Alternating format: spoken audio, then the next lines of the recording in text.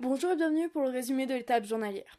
Le verdict de l'étape de Pau n'a rien d'une surprise, mais la performance de Marcel Kittel n'en rentre pas moins dans la catégorie des exploits. Derrière les 3 échappées du jour, l'équipe Quick-Step a bénéficié de l'aide des formations Lotto-Soudal et Quechua Alpecin pour maintenir un écart raisonnable.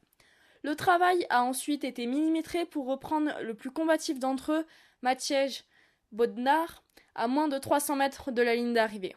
Sur la ligne droite qu'il restait alors à parcourir, Marcel Kittel n'a eu besoin de personne pour faire parler sa puissance et aller chercher une 5e victoire sur le Tour 2017.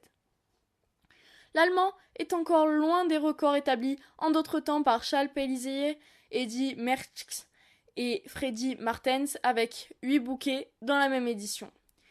Mais sa collection 2017 le rapproche par exemple des 6 victoires de Mark Cavendish en 2009. Le coureur de Quick-Step installe une autre tradition, puisque dans les 60 arrivées à Pau, celle de 1977 a été remportée par Dietrich Thurau, celle de 1997 par Eric Zabel, un Allemand tous les 20 ans. Marcato donne l'exemple, ils sont toujours 180 à composer le peloton au départ d'Aymet. Parmi eux, Marco Marcato, UAE Team, démarre le premier au passage au kilomètre 0 et emmène avec lui Maciej Bodnar, Bora, ainsi que Frédéric Barquette de l'Avanti. Le trio se détache facilement, mais dès le 15e kilomètre, les équipes Quick-Step et Lotto-Soudal envoient respectivement Julien Vermote et Lars Bak en tête du peloton pour maintenir un écart raisonnable.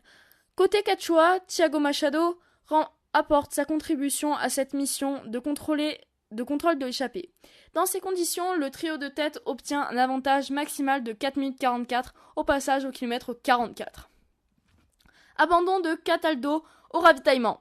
L'échappée avance en direction de Pau sous le contrôle des équipes de sprinteurs avec un écart le plus souvent calculé autour de 2 minutes 30.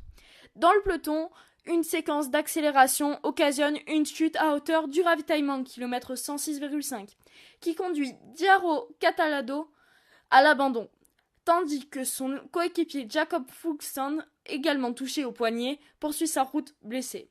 Au sprint intermédiaire, le peloton est réglé par Alexandre Christophe pour les 13 points de la 4e place. Immédiatement après, une nouvelle chute, mais notamment à terre, Romain Bardet, légèrement heurté au genou. Chute de Contador. En entrant dans les 30 derniers kilomètres, les attaquants du jour sont tenus en respect par le peloton, qui les file à une distance de 30 secondes. 2 km plus loin, Maciej Bodnar tente sa chance en solitaire et lâche ses 2 compagnons de route. Le coureur de Bora poursuit son effort avec application, pendant que le peloton est perturbé à 22 km de Pau, par une nouvelle chute touchant cette fois-ci Alberto Contador. À 10 km de l'arrivée, le Polonais entretient un maigre sport en défendant avec acharnement ses 25 secondes d'avance. Il rentre encore en tête dans le dernier kilomètre, mais le peloton fond sur lui à 300 mètres du but. Marcel Kittel place alors une accélération qu'aucun de ses rivaux ne parvient à contrer. Il remporte sa 14e étape sur le Tour de France. C'était le résumé de l'étape journalière. Passons maintenant au classement.